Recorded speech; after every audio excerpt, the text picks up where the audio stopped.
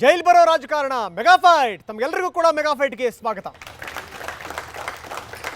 ಇಲ್ಲಿ ತನಕ ವೇದಿಕೆ ಮೇಲಿರುವಂತಹ ಗಣ್ಯರು ಮಾತಾಡಿದ್ದಾರೆ. ಅಶ್ವಥ್ ನಾರಾಯಣ್, ಸುದರ್ಶನ್, ಬಸವರಾಜ್ ಹೊರಟ್ಟಿ ಮತ್ತೆ ಶುಭಮಂಗಳ ಸುನಿಲ್ ಸಾಕಷ್ಟು ಮಾತಾಡಿದ್ದಾರೆ. ಇನ್ನು ನಿಮ್ಮಗಳ ಸರದಿ. ನಿಮ್ಮ ಪ್ರಶ್ನೆಗೆ ನಾಯಕರ ಉತ್ತರ ಏನು? ನಿಮ್ಮ ಪ್ರಶ್ನೆ ನೇರವಾಗಿರಲಿ, ಸರಳವಾಗಿರಲಿ, ಸಂಕ್ಷಿಪ್ತವಾಗಿರಲಿ. ಈಗ ರಾಜಕೀಯದಲ್ಲಿ ಮೂರು ಪಕ್ಷಗಳು ಸೇರ್ಕೊಂಡು ದೊಂಬರಾಟ ಆಡ್ತಿದ್ದೀವಿ. ಒಬ್ಬರ ಮೇಲೆ ಒಬ್ಬರು ಗೂಬೆ ಕೂಡಿಸ್ತಾ ಇದ್ದಾರೆ. ಆದರೆ ಎಲ್ಲರೂ ಕಳ್ಳರು ಅಂತ ಅವ್ರಿಗೆ ಗೊತ್ತಿರುತ್ತೆ. ಆದರೂ ಇನ್ನೊಬ್ಬರು ಬೆಟ್ ಮಾಡಿ ತೋರಿಸೋಂಥದ್ದು ರಾಜಕೀಯ ನಡೀತಾ ಇದೆ. ಈ ಮಧ್ಯಗಳಲ್ಲಿ ಸಾಮಾನ್ಯ ಜನರು ಅಣ್ಣಾಗ್ತಾ ಇದ್ದಾರೆ. ಇದಕ್ಕೆ ಏನು ಉತ್ತರ? ಈ ಹಿಂದೆ ಸ್ವಾತಂತ್ರ್ಯ ಸಂಗ್ರಾಮದಲ್ಲಿ ಜೈಲ್ ಬರೋ ಕಾರ್ಯಕ್ರಮ ಜನ ಹಾಕೊಳ್ಳೋರು. ಈಗ ರಾಜಕಾರಣಿಗಳು ಹಾಕೋತಾ ಇದ್ದಾರೆ ಜೈಲಿಗೆ ಬಾರೋ ಅನ್ನೋ ಕಾರ್ಯಕ್ರಮನ. ಈ ಹಿಂದೆ ಮೌಲ್ಯ ಆಧಾರಿತ ರಾಜಕಾರಣ ಅಂತ ಇತ್ತು. ಈಗಲೂ ಇದೆ. ಈ ಮೌಲ್ಯದ ಮೇಲೆ ಈ ಮೌಲ್ಯ ಆಧಾರಿತ ರಾಜಕಾರಣ. ಯಾವ ಖಾತೆ ಹೊಂದಿದ್ರೆ ಈ ಮೌಲ್ಯ ಚೆನ್ನಾಗಿ ಸಿಗುತ್ತೆ, ಅದ್ರ ಮೇಲೆ ಇವತ್ತು ರಾಜಕಾರಣ ನಡೀತಾ ಇದೆ. 45% ಜಾಸ್ತಿ ಇವತ್ತು ಬಿಲೋ ಪಾವರ್ಟಿ ಲೈನ್ ಇದ್ದಾರೆ. ಅವುಗಳ ಬಗ್ಗೆ ಯಾರಿಗೂ ಕೇರ್ ಇಲ್ಲ. BJP-ನವ್ರು ಬಿಟ್ಬಿಡಿ, ಕಾಂಗ್ರೆಸ್ ಅವ್ರನ್ನ ಕಮ್ಮಿ ಇದ್ದಾರೆ, ದರ್ದವ್ರು ಕಮ್ಮಿ ಇದ್ದಾರೆ. DK ಶಿವಕುಮಾರ್, ಅನಿತಾ, ಕಾಂಗ್ರೆಸ್ನಲ್ಲಿ ಧರಮ್ ಸಿಂಗು, ಆಮೇಲೆ ಇವರು DK ಶಿವಕುಮಾರ್ ಅವರು ಲೈನಲ್ಲಿ ಇದ್ದಾರೆ. ರೆಡಿ ಸ್ಟಡಿ ಗೋ ಆ ಮಟ್ಟದಲ್ಲಿ ಇದ್ದಾರೆ ಜೈಲಿಗೆ ಹೋಗೋದಕ್ಕೆ ಇವತ್ತು ಅವರು. ಸ್ವಾಮಿ, ಇದು ಆಗಬೇಕು ಅಂತಂದರೆ ನೋಡಿ, ಈ ಮುಂದೆ ನೀವು ಇದನ್ನು ಲಂಚ ತಿಂದರೆ ಜೈಲಿಗೆ ಹೋಗಬೇಕಾಗಿಲ್ಲ ಸ್ವಾಮಿ, ನೀವು ಹೋಗಬೇಕಾಗಿಲ್ಲ. ಯಾಕೆ ಹೇಳ್ತೀನಿ ಕೇಳಿ.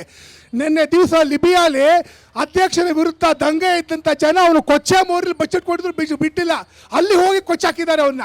ನಿಮಗೂ ಹೇಳ್ತಾ ಇದ್ದೀನಿ, ಇವತ್ತು ಎಚ್ಚರಿಕೆ ಕೊಡ್ತಾ ಇದ್ದೀನಿ, ದಯವಿಟ್ಟು ಆ ಮಟ್ಟಕ್ಕೆ ರಾಜಕಾರಣಿಗಳು ನಮ್ಮ ದೇಶಕ್ಕೆ ತರಬೇಡಿ ಅಂತ ನಾನು ಹೇಳ್ತಾ ಇದ್ದೀನಿ. ತಾವು ಒಂದನ್ನು ಗಮನ ಹರಿಸಬೇಕು, ರಾಜಕಾರಣದಲ್ಲೇ ಮೌಲ್ಯಗಳು ಕುಸಿತಾ ಇಲ್ಲ. ಸಮಾಜದ ಎಲ್ಲ ಕ್ಷೇತ್ರಗಳಲ್ಲೂ ಕೂಡ ಮೌಲ್ಯಗಳು ಕುಸಿತಾ ಇದ್ದಾವೆ ಅನ್ನೋಂಥದ್ದನ್ನು ತಾವು ಒಪ್ಕೋಬೇಕಾಗತ್ತೆ. ರಾಜಕಾರಣ ಅಂತಂದ್ರೆ ಎಲ್ಲಿಂದನೋ ಬರೋಲ್ಲ, ರಾಜಕಾರಣಿಗಳು ಅಂದ್ರೂ ಎಲ್ಲಿಂದನೋ ಬರೋದಿಲ್ಲ. ಆಯ್ಮೋರು ಹೇಳಿದ್ರು, ಎಲ್ಲ ರಾಜಕೀಯ ಪಕ್ಷಗಳು ದೊಂಬರಾಟ ಆಡ್ತಿದ್ದಾರೆ ಅಂತೇಳಿ. ಯಾಕೆ ದೊಂಬರಿಗೆ ಅಪಮಾನ ಮಾಡ್ತೀರಿ? ದಯಮಾಡಿ ತಾವು. ದೊಂಬರದು ಪಾಪ ಒಂದು ವೃತ್ತಿ, ಅದು ಟ್ರೈಬಲ್ಸ್ ಅವರು ಅದೊಂದು ವೃತ್ತಿ. ತಮ್ಮ ಬದುಕಿಗೋಸ್ಕರ ಅವರು ಆ ಒಂದು ವೃತ್ತಿಯನ್ನು ಅವರು ಅಳವಡಿಸ್ಕೊಂಡಿದ್ದಾರೆ. ಸಾರ್ವಜನಿಕರಿಗೆ ಅನ್ಯಾಯ ಆಗ್ತಾ ಇದೆ ಇದು. ಆಯ್ತಮ್ಮ, ನೀವು ಕೇಳಿದಿರಿ. ಇವಾಗ ನೋಡಿ, ಇಲ್ಲಿಂದ ಬಳ್ಳಾರಿವರೆಗೂ ಹೋದ್ರು ಕಾಂಗ್ರೆಸ್ನವರು ಕುಣ್ಕೊಂಡು ಮೆರ್ಕೊಂಡು ಹೋದ್ರು. ಅವ್ರು ವೇಷಭೂಷಣ ತೊಟ್ಕೊಂಡು ಆ ವಯಸ್ಸು ತಕ್ಕನಾಗಿಲ್ದಲೆ ಕುಣ್ದು ಮೆರೆದ್ರು ಹೋದ್ರು. ಎಲ್ಲದಕ್ಕೂ ಮಾತಾಡಿದ್ರೆ ಗುಬೆ. ಯಡಿಯೂರಪ್ಪ ಒಬ್ಬರೇ ಬಂತು ಮರ್ತು ಎಲ್ಲಾರ್ದು ವಿಷಯ ಯಾಕೆ ಬರಲಿಲ್ಲ? ಕಾಂಗ್ರೆಸ್ನವ್ರು ಯಾಕೆ ಬರಲಿಲ್ಲ? ಆಯ್ತಮ್ಮ, ಕೇಳಿದ್ರಲ್ಲ, ನೀವು ಕೇಳಿದ್ರಲ್ಲ, ಉತ್ತರ ಹೇಳಲಿಕ್ಕೆ ಅವಕಾಶ ಕೊಡಿ. ಬೆಂಗಳೂರಿಂದ ಬಳ್ಳಾರಿಯವರೆಗೆ ಪಾದಯಾತ್ರೆಯನ್ನ ಮಾಡಿದಂಥವ್ರಲ್ಲಿ ನಾನು ಒಬ್ಬ. ನಮ್ಮ ಸಿದ್ದರಾಮಯ್ಯನವರ ನಾಯಕತ್ವದಲ್ಲಿ ಉದ್ದೇಶ ಎರಡೇ. ಒಂದು, ರಾಜ್ಯದ ಜನರ ಗಮನವನ್ನು ಸೆಳಿಬೇಕು. ಎರಡನೇದು, ರಾಜ್ಯದ ಮತ್ತು ಕೇಂದ್ರ ಸರ್ಕಾರಗಳ ಗಮನವನ್ನು ಸೆಳಿಬೇಕು. ಕರ್ನಾಟಕದ ಸಂಪತ್ತನ್ನು ಉಳಿಸಬೇಕು. ಅಕ್ರಮ ಗಣಿಗಾರಿಕೆ ಏನು ನಡೀತಾ ಇದೆ ಅದಕ್ಕೆ ಹಿತಶ್ರೀ ಹಾಕಬೇಕು. ಅದಕ್ಕೆ ಸಂಬಂಧಪಟ್ಟವ್ರ ಮೇಲೆ ಕ್ರಮವನ್ನು ತೆಗೆದುಕೊಳ್ಬೇಕು ಅನ್ನೋಂಥ ಈ ಕಾರಣಗಳಿಗೋಸ್ಕರನೇ ನಾವು ಪಾದಯಾತ್ರೆಯನ್ನು ಮಾಡಿದ್ದೇವೆ. ನಮಗೇನು ಬೇರೆ ಏನು ಕೆಲಸ ಇಲ್ಲ ಅಂತಲ್ಲ. 15-20 ದಿವಸಗಳ ಕಾಲ ನಮ್ಮ ಎಲ್ಲ ಇಡೀ ಸಮಯವನ್ನು ಅದಕ್ಕೋಸ್ಕರ ನಾವು ಕೊಡ್ತೀವಿ ಅಂತ ಹೇಳಿದ್ರೆ ಅದೊಂದು ಜನಪರವಾದಂಥ ಧೋರಣೆ ಅಲ್ವಾ? ಈ ರಾಜ್ಯದ ಹಿತಕ್ಕೋಸ್ಕರ ನಾವು ಮಾಡಿದ್ದ ಪಾದಯಾತ್ರೆ ಅಂತ ಹೇಳಿ ತಾವು ಯಾಕೆ ಭಾವಿಸಬಾರದು? ದಯಮಾಡಿ ಹಾಗೆಲ್ಲ ಹಗುರವಾಗಿ ನೀವು ಮಾತಾಡ್ತಕ್ಕಂಥದ್ರ ಮುಖಾಂತರ ಪ್ರಜಾಪ್ರಭುತ್ವದಲ್ಲಿ ವಿರೋಧ ಪಕ್ಷದ ಮಹತ್ವನ ತಾವು ಕಡಿಮೆ ಮಾಡ್ಲಿಕ್ಕೆ ದಯಮಾಡಿ ಹೋಗಬೇಡಿ. ಇಲ್ಲೇ ದಕ್ಷಿಣ ಭಾರತದಲ್ಲಿ ಮೊದಲಿಗೆ ಬಂದಂಥ BJP ಸರ್ಕಾರವನ್ನು ಕೆದಕಿದಂಥವನು ಒಬ್ಬ ಮುಸ್ಲಿಂ ವ್ಯಕ್ತಿ, ಸಿರಾಜಿನ್ ಬಾಷಾ. ಅವನಿಗೆ ಇಷ್ಟ ಆಗಲಿಲ್ಲ ಭಾರತ ದೇಶ, ಇನ್ನು ನಮ್ಮ ಕರ್ನಾಟಕದಲ್ಲಿ BJP ಬಂದಿರೋದು. ಅವನು ಹಿಂದೆ ಎಲ್ಲರೂ ಡಿನೋಟಿಫೈ ಮಾಡಿದರು. ಆ ಡಿನೋಟಿಫೈ ಮಾಡಿದ್ದು ಅವನು ಗೊತ್ತಿರಲಿಲ್ವಾ? ಅವ್ರಿಗೆ ಗೊತ್ತಿತ್ತು. ಇಲ್ಲ, ನಾನು ಅದೇ ಬಗ್ಗೆನೇ ಮಾತಾಡ್ತಾ ಇದ್ದೀನಿ. ಅಲ್ಲ, ಯಾರು ಬೇಕಿದ್ರು ಪ್ರಶ್ನೆಗಳನ್ನ ಕೇಳ್ಬೋದು, ಯಾರು ಬೇಕಾದ್ರೂ ಕೇಳ್ಬೋದು. ಯಾಕೆ ಕೇಳಲಿಲ್ಲ ಅವನು ಈ ರೀತಿ ಮಾಡಿದ್ರೆ ದೇಶದ್ರೋಹದ ಬಗ್ಗೆನೇ ಮಾತಾಡಿದ್ದಾನೆ ಅಂತ ಹೇಳ್ತೀನಿ. ಇಲ್ಲ, ಅದನ್ನೇ ನಾನು ಕೇಳ್ತೀನಿ. ಅದು ಮೊದಲನೇ ಪಾಯಿಂಟ್ ನಂದು ಸ್ವಾಮಿ, ಅದು ಮೊದಲನೇ ಪಾಯಿಂಟು. ಯಾಕೆ ಹಿಂದೆ ಯಾರು ಡಿನೋಟಿಫೈ ಮಾಡಿರ್ಲಿಲ್ವಾ? ಯಾಕೆ ಕದಕ್ಲಿಲ್ಲ ಅವರು? ಹಾಗಾದ್ರೆ ಯಡಿಯೂರಪ್ಪ ಡಿನೋಟಿಫೈನಿಂದ ಜೈಲ್ಗೆ ಹೋಗಿದ್ದಾರೆ ಅಂದ್ರೆ ಹಿಂದೆ ಮಾಡಿದ್ದ ಡಿನೋಟಿಫೈನ್ ಎಲ್ಲಾರನ್ನೂ ಕಳಿಸಿ. ಹಿಂದೆ ಮಾಡಿದ್ದ ಡಿನೋಟಿಫೈನ್ ಎಲ್ಲಾರು ಜೈಲ್ಗೆ ಹೋಗ್ಲಿ. ಡಿನೋಟಿಫೈ ಹೇಳ್ತಾರೆ, ಇನ್ನು ಎನ್ಕ್ವೈರಿ ಆಗ್ತಾ ಇದ್ರು ನಾವು ಜೈಲು ಅಂತ ಹೇಳ್ತಾರೆ ಹೊರಟ್ಟಿ ಅವರು. ಎನ್ಕ್ವೈರಿ ಅನ್ನೋದು ಏನಕ್ಕೆ? ಮತ್ತೆ ಎನ್ಕ್ವೈರಿ ಯಾಕೆ ಆಗ್ಬೇಕು? ಎನ್ಕ್ವೈರಿ ನಡಿಬಾರ್ದು? ಎನ್ಕ್ವೈರಿ ಆಗೋದೇ ಬೇಡವಾ? ತೀರ್ಮಾನ ಆಗೋದು ಬೇಡವಾ? ಮುಸ್ಲಿಂ ಇರಲಿ, ಹಿಂದೂ ಇರಲಿ, ಕ್ರಿಶ್ಚಿಯನ್ ಇರಲಿ, ಅವ ಯಾವುದೋ ಒಂದು ನಿಮಿಷ ನೀವು ಅವ ತನಗೆ ತಿಳಿದದ್ದು ಮಾಡ್ಯಾನ. ನೀವು ಮಾಡಿ, ನೀವು ಯಾರ್ದೋ ತೆಗಿರಿ, ಯಾರು ನಿಂತವ್ರಿ 30 ವರ್ಷ ತೆಗಿರಿ, ಅಲ್ಲಿ ನೀವು ಹಾಕಿ ನೋಡಿ. ಒಂದು ನಿಮಿಷ ತಡಿಯಪ್ಪ, ಯಾಕೆ ಮಾತಾಡ್ತೀನಿ ನೀನು? ಕುತ್ಕೋ, ಇಲ್ಲಿ ಕೇಳಿಲಿ. ಒಂದು ನಿಮಿಷ. ಈಗ ಒಂದು ನಿಮಿಷ ನೋಡಿ ಪ್ಲೀಸ್ ಮಾತಾಡಿ. ನಾನೇನು ಹೇಳ್ತೀನಿ, ಈ ರಾಜ್ಯದ ಪ್ರತಿಯೊಬ್ಬ ಪ್ರತಿನಿಧಿಗೆ, ಪ್ರತಿಯೊಬ್ಬ ಮನುಷ್ಯನಿಗೆ ಯಾರ ಮೇಲೆ ಬೇಕಾದ್ರೂ ಕೇಸ್ ಹಾಕಕ್ಕೆ ಅಧಿಕಾರ ಐತಿ. ಹಾಕಿ ನೀವು ಹಾಕಿ ನೋಡಿ, ತೆಗಿಸಿ ಎಲ್ಲರೂ 30 ವರ್ಷದಿಂದ ತೆಗಿಸಿ, ಯಾರ್ಯಾರು ಬರಲಿ ಹೊರಗೆ ಹಾಕಿ, ನೀವು ಹಾಕಿ. ಯಡಿಯೂರಪ್ಪನವರು ವಿಧಾನಸಭೆ ಅಧಿವೇಶನವನ್ನು ಕರೆದು ಬನ್ನಿ ಚರ್ಚೆ ಮಾಡೋಣ, 1 to 1 ಡಾಕ್ಯುಮೆಂಟ್ ಇಟ್ಕೊಂಡು ಚರ್ಚೆ ಮಾಡೋಣ ಅಂತ ಕರೆದ್ರು. ಸಿದ್ದರಾಮಯ್ಯನವರು ಚರ್ಚೆಗೆ ಬರಲಿಲ್ಲ, ಇನ್ಕ್ಲೂಡಿಂಗ್ ಸುದರ್ಶನ್ ಅವರು ಚರ್ಚೆಗೆ ಬರಲಿಲ್ಲ, ಬೈಕಟ್ ಮಾಡಿದ್ರು. ಅದಾದ್ಮೇಲೆ ರೈಟ್ ಓಕೆ, ಯಡಿಯೂರಪ್ಪನವ್ರ ಆಪಾದನೆ ಬಂತು, ರಾಜೀನಾಮೆ ಕೊಟ್ಟು ಹೋದ್ರು. ಸದಾನಂದ ಗೌಡರು ಮುಖ್ಯಮಂತ್ರಿ ಆದ ತಕ್ಷಣವೇ ವಿರೋಧ ಪಕ್ಷದ ಎಲ್ಲ ಸದಸ್ಯರನ್ನ ಚಹಾ ಕೂಟಕ್ಕೆ ಬನ್ನಿ ಕೂತ್ಕೊಂಡು ಚರ್ಚೆ ಮಾಡೋಣ ಅಂತ ಕರೆದ್ರು. ಚಹಾ ಕೂಟಕ್ಕೂ ಬಹಿಷ್ಕಾರ ಹಾಕರು ವಿರೋಧ ಪಕ್ಷದವ್ರಿಗೂ. ನಿಮಗೆ ಜವಾಬ್ದಾರಿ ಇಲ್ವಾ? ಮುಖ್ಯಮಂತ್ರಿ ಜೊತೆ ಕೂತ್ಕೊಂಡು ಈ ರಾಜ್ಯದ ಜನತೆಯ ಆಗು ಹೋಗುಗಳ ಬಗ್ಗೆ ಚರ್ಚೆ ಮಾಡಲಿಕ್ಕೆ ನಿಮಗೆ ರೈಟ್ಸ್ ಇಲ್ವಾ? ಇವತ್ತು ಕೇಂದ್ರ ಸಚಿವ ಮುನಿಯಪ್ಪನವರು ಸದಾನಂದ ಗೌಡರಿಗೆ ಅಪ್ರಿಷಿಯೇಟ್ ಮಾಡಿದ್ದಾರೆ.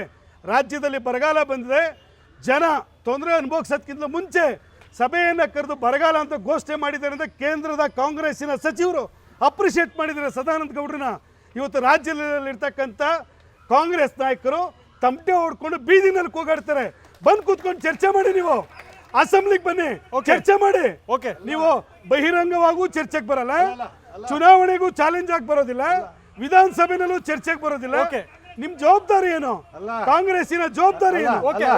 ಒಂದು ನಿಮಿಷ ಅಶ್ವಥ್ ನಾರಾಯಣರೇ, ನೀವು ಹೇಳಿದ್ರಿ ವಿರೋಧ ಪಕ್ಷ ಜವಾಬ್ದಾರಿ ಇಲ್ಲ, ಅದಾತು ಅದನ್ನ ಆಮೇಲೆ ಮಾತಾಡೋ ಅಸೆಂಬ್ಲಿಯಾಗ. ಈಗ ಮುನಿಯಪ್ಪ ಯಾವ ಪಾರ್ಟಿ? ಕಾಂಗ್ರೆಸ್ ಅದಲ್ಲ. ಒಂದ್ ನಿಮಿಷ, ಒಳ್ಳೆ ಕೆಲಸ ಮಾಡಿದಾಗ ಅಪ್ರಿಷಿಯೇಟ್ ಮಾಡಿರಲಿಲ್ಲ. ಒಂದ್ ನಿಮಿಷ ಕೇಳಿ ಅಲ್ಲಿ ಕೇಳ್ರಿ. ಒಳ್ಳೆ ಕೆಲಸ ಮಾಡಿದ್ದಕ್ಕೆ ಅಪ್ರಿಷಿಯೇಟ್ ಮಾಡ್ಯಾರ. ಅದೇ ರೀತಿ ಕೆಟ್ಟ ಕೆಲಸ ಮಾಡಿದ್ದಕ್ಕೆ ಅವರು ಪಾದಯಾತ್ರೆ ಮಾಡ್ಯಾರ. ತಪ್ಪೇನಿದೆ? ಇದಕ್ಕ ಹೇಳ್ತೀರಿ ಪೇಪರ್ ಹಿಡ್ಕೊಂಡು, ಅದನ್ನ ಹೇಳಂಗಿಲ್ಲ ನೀವು. ಬಿಡಿ ನೋಡಿ ಸ್ವಾಮಿ, ನಿಮ್ಮ ಯಡಿಯೂರಪ್ಪ ಅವರು ವಿರೋಧಿ ಪಕ್ಷ ಏನು ಸ್ಟ್ರೈಕ್ ಮಾಡ್ಯಾರ ನನಗೆ ಗೊತ್ತಿದೆ, ಹೆಂಗ್ ಹೋರಾಟ ಮಾಡ್ಯಾರ, ಏನ್ ಮಾಡ್ಯಾರ, ಅದು ಇದೇ ತರ ನೋಡಿ. ಅಲ್ಲ, ಈ ಯಡಿಯೂರಪ್ಪ ಅವರು ರಾಮಚಂದ್ರ ಗೌಡರು ಕುರ್ಚಿ ಮೇಲೆ ಎದ್ದು ನಿಂತಿದ್ರು, ಅಸೆಂಬ್ಲಿ ಕೌನ್ಸಿಲ್ದಾಗ ಕುರ್ಚಿ ಮೇಲೆ ಎದ್ದು ನಿಂತಿದ್ರು. ಇವ್ರೇನ್ ಮಾಡ್ಯಾರ? ಅದು ಇರೋದ, ಅದು ಬಿಡಿ, ಅದನ್ನೆಲ್ಲ ಮಾತಾಡೋದು ಬೇಡ. ಹೊಸದಾಗಿ ಸದಾನಂದ ಗೌಡರು ಮುಖ್ಯಮಂತ್ರಿಗಳಾಗಿದ್ದಾರೆ, ಅವರಿಗೆ ನಾವು ಶುಭವನ್ನು ಕೋರ್ತೇವೆ. ನಾವು ಈ ರಾಜ್ಯದಲ್ಲಿ ಒಳ್ಳೆ ಆಡಳಿತವನ್ನು ಅವ್ರು ಮಾಡಬೇಕಾದಂಥ ಜವಾಬ್ದಾರಿ ಇದೆ. ಅವ್ರು ಮಾಡಲಿ ಅಂತಾನೆ ನಮ್ಮ ಅಭಿಪ್ರಾಯ ಕೂಡ, ನಮ್ಮ ಉದ್ದೇಶ ಕೂಡ. ಯಾವ ಉದ್ದೇಶಕ್ಕೋಸ್ಕರ ನೀವು ಸಭೆಯನ್ನು ಕರೆದಿದ್ದೀರಿ, ಚಹಾ ಕೂಟವನ್ನು ನೀವು ಕರೆದಿದ್ದೀರಿ, ಸೌಜನ್ಯಕ್ಕೋಸ್ಕರ ಚಹಾ ಕೂಟವನ್ನು ಮುಖ್ಯಮಂತ್ರಿಗಳು ಕರೀತಕ್ಕಂಥದ್ದಲ್ಲ.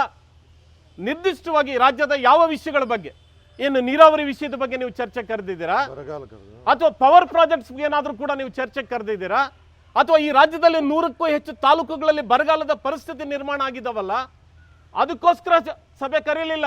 ಸದಾನಂದ ಗೌಡರು ವೈಯಕ್ತಿಕವಾಗಿ, ಒಬ್ಬ ಸದಾನಂದ ಗೌಡರಾಗಿ ವೈಯಕ್ತಿಕವಾಗಿ ಅವ್ರ ಮನೆಗೆ ಚಹಾ ಕೂಟ ಕರೆದ್ರೆ ಹೋಗೋಣ. ಆದ್ರೆ ಈ ರಾಜ್ಯದ ಮುಖ್ಯಮಂತ್ರಿಯಾಗಿ ಚಹಾ ಕೂಟವನ್ನು ಕರೆದಂತ ಒಂದು ಸಂದರ್ಭದಲ್ಲಿ ನಿರ್ದಿಷ್ಟವಾದಂತ ವಿಷಯಗಳು ಅವ್ರ ಮುಂದೆ ಇರಬೇಕಾಗುತ್ತೆ. ಸುಮ್ಮನೆ ಕಾಲಹರಣವನ್ನ ಮಾಡ್ಲಿಕ್ಕೆ ವಿರೋಧ ಪಕ್ಷದ ನಾಯಕರು, ಮುಖ್ಯಮಂತ್ರಿಗಳು ಚಹಾ ಕೂಟದ ಕಾರ್ಯಕ್ರಮದಲ್ಲಿ ಭಾಗವಹಿಸೋದಕ್ಕೆ ಬರೋದಿಲ್ಲ ಅನ್ನುವಂಥದ್ದು ಒಂದು. ಎರಡನೇದು ಏನು ಹೇಳ್ತಾ ಇದ್ದಾರೆ ಅಶ್ವಥ್ ನಾರಾಯಣ, ವಿರೋಧ ಪಕ್ಷಗಳು ಸದನದಲ್ಲಿ ಚರ್ಚೆಗೆ ಬರಲಿಲ್ಲ ಅಂತಕ್ಕಂಥ ಮಾತನ್ನ ಹೇಳ್ತಿದ್ದಾರೆ ಇವರು. ಯಾವ ಸಂದರ್ಭದಲ್ಲಿ ತಾವು ಅಧಿವೇಶನವನ್ನು ನೀವು ಕರೆದ್ರಿ? ಇವತ್ತು ನಾವು ಒತ್ತಾಯ ಮಾಡ್ತಿದ್ದೇವೆ ಅಧಿವೇಶನದ ಅಗತ್ಯ ಇದೆ ಅಂತ ಹೇಳಿ. ಆದ್ರೆ ಬೇಸಿಕ್ ಆಗಿ ನಿಮಗೆ ಸರ್ಕಾರವನ್ನ ಮುನ್ನಡೆಸ್ಕೊಂಡು ಹೋಗ್ಲಿಕ್ಕೆ ನಿಮಗೆ ಯಾವುದೇ ನೈತಿಕವಾದಂತಹ ಹಕ್ಕಿಲ್ಲ.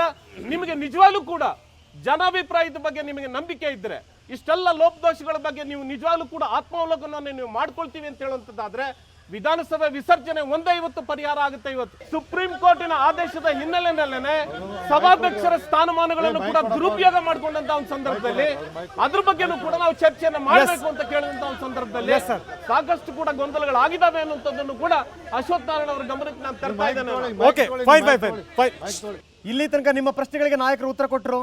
ಇನ್ನೂ ಕೂಡ ನೀವು ಪ್ರಶ್ನೆಗಳನ್ನ ಕೇಳಿದಿರಂತೆ. ನಿಮ್ಮ ಪ್ರಶ್ನೆಗಳನ್ನ ಕೇಳಲಿಕ್ಕೆ ನಿಮಗೆ ಅವಕಾಶ ಬರುತ್ತೆ. ಆದರೆ ಅದಕ್ಕಿಂತ ಮೊದಲು ಒಂದು ಪುಟ್ಟ ವಿರಾಮ. ವಿಕ್ಟೋರಿಯಾ ಜಯದೇವ ಪರಪ್ಪನಗ್ರಹಾರಕ್ಕೆ ನೇರವಾದಂಥ ಮೆಟ್ರೋ ಒಂದು ಕಾಮಗಾರಿಯನ್ನು ಮಾಡಿದ್ರೆ ವಿಧಾನಸೌಧರೆಲ್ಲ ಈಸಿಯಾಗಿ ಅಂಡರ್ಗ್ರೌಂಡಲ್ಲಿ ಓಡಾಡ್ಬೋದು. ಯಾಕೆಂದ್ರೆ ಈ ಬೆಡ್ಶೀಟ್ ಹೊತ್ಕೊಂಡು ಓಡಾಡೋಂಥ ಪರಿಸ್ಥಿತಿ ಬೇಡ ರಾಜಕಾರಣಿಗಳಿಗೆ. ಬಡವರಿಗೆ ಆಶ್ರಯ ಯೋಜನೆ ಅಂತ ಕೊಡ್ತೀನಿ ಅಂತ ಹೇಳಿದ್ರು, 2000 ಮನೆಗಳು ಮಾಡ್ಕೊಡ್ತೀನಿ ಅಂತ ಹೇಳಿದ್ರು ಯಾರು ಯಡಿಯೂರಪ್ಪನವರು. ಇವರೇ ಆಶ್ರಯ ತಗೊಂಡು ಸೆಂಟ್ರಲ್ ಜೈಲಿಗೆ ಹೋಗ್ಬಿಟ್ಟಿದ್ದಾರೆ ಈಗ ಆಲ್ರೆಡಿ. 1,76,000 ಕೋಟಿಯಲ್ಲಿ ಸುಮಾರು 60,000 ಕೋಟಿ ನಿಮ್ಮ ಪಕ್ಷದವ್ರು ಹಂಚ್ಕೊಂಡಿದ್ದಾರೆ.